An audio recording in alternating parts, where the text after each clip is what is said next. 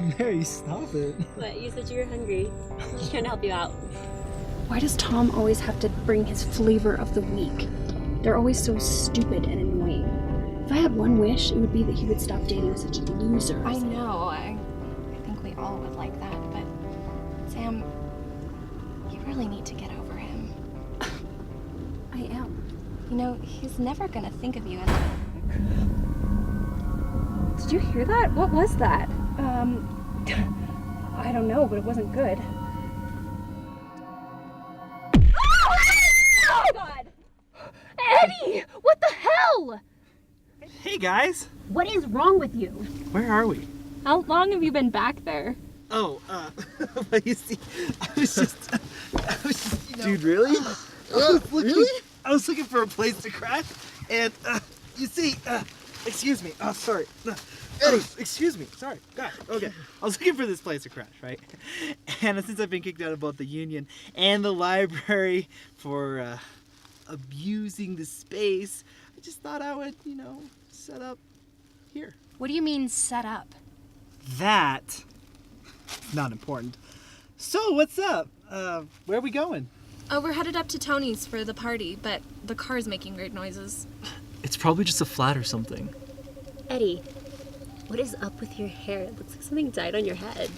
It's a new style. Thank you very much, Marilyn.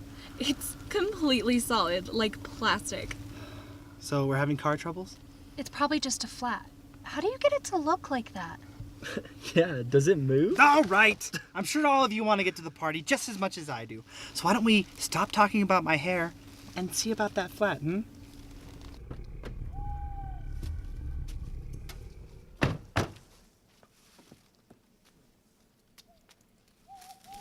This front tire looks a little low, but it's not flat.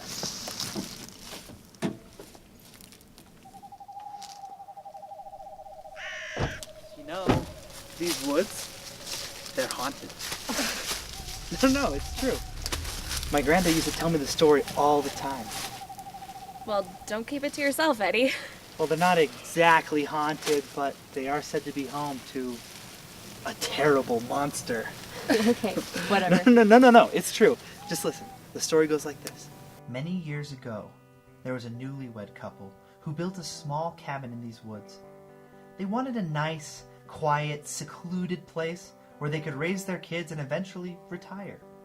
So they built, and when they were finished, the cabin was wonderful. The couple spent a lot of time at their cabin, and they were happy.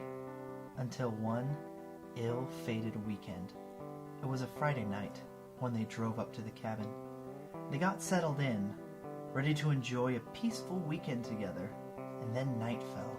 It was a cold night, colder than expected. The husband realized they would need more firewood to get through the night, so he went out to chop some more wood. While he was out, he couldn't shake the feeling that he was being watched. He kept hearing odd sounds coming from the nearby trees and bushes. As he gathered his chopped wood, he felt something brush against his ankles. Spooked, he hurried inside and slammed the door shut. When his wife asked him what was wrong, he told her everything was fine. Nothing to worry about, he said. As he began to add wood to the fire, he realized that in his rush, he didn't cut some of the wood pieces small enough to fit into the fireplace, so he took them back outside. This time, he didn't close the door all the way. Maybe because he was still spooked and wanted a faster retreat into the warm cabin, or maybe he just forgot to pull the door shut. But while he was chopping, the monster slipped into the cabin unnoticed. After he finished, the husband returned to the cabin to be with his wife. But as he approached the cabin, he noticed the door was broken from its hinges, and the firelight flickered from within, casting rapid shadows of commotion, so he hurried inside.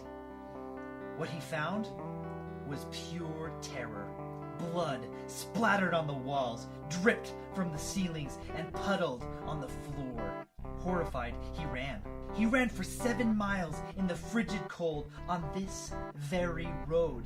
When he got into town and told the people his story, nobody believed him. So they turned him away. He was never seen again. The next day, some people came to the cabin to see if the couple was okay, and when they found the blood-bathed cabin, they realized the husband was telling the truth. And neither of the bodies were ever found. Okay, I'm getting back in the car. It's cold. Me too.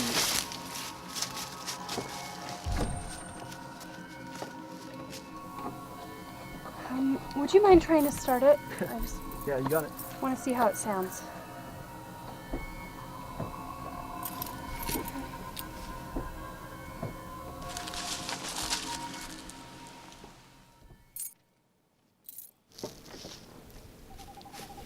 Yeah, it didn't...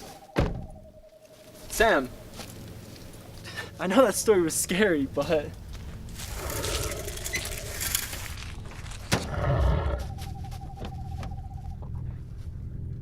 Where's Sam? I don't know. When I got out, she was there, and then when I got in, she was gone. And the car won't start. Yeah. Just call a tow truck. What about Sam? Yeah, calling a tow truck would be real easy if we could, get cell service.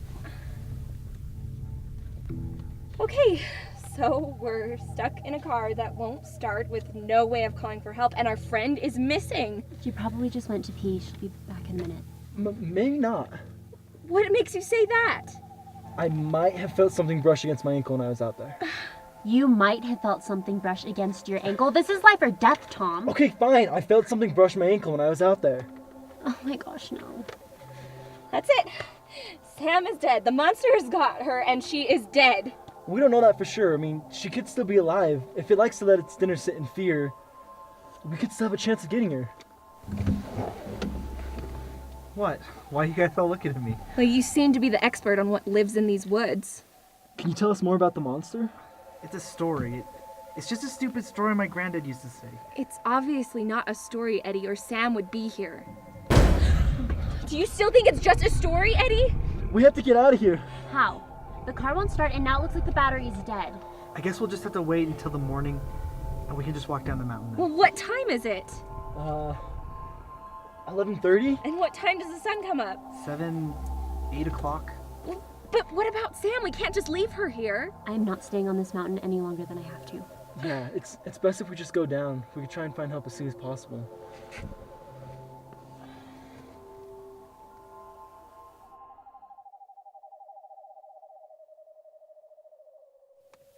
You know, Eddie, I think it's a little weird how we've been up this canyon a million times and you've never told that story before. I guess. You don't think it's weird? Well, I never said that. I think it's weird how you tell that story and then someone goes missing in the exact same way. What are you trying to say, Laura? You know, I'm saying that this is your fault. How could this be my fault? You didn't bother to show yourself until there was a problem. And your point? You know, you seem to be the common thread in this, Eddie. Everything was fine until you appeared from behind the back seat, and then you told us this awful story, and then Sam goes missing. Tom felt something brush his ankle. And then Sam disappeared just like in the story. What have you done, Eddie? We're all gonna die in here! Just don't open any of the doors or windows. Oh, right, because I wanted some fresh air. Great tip, Eddie! Ah! Oh my god! It's just oh my a story. god! It's just a story. It's just a story. It's just a story. It's just a story.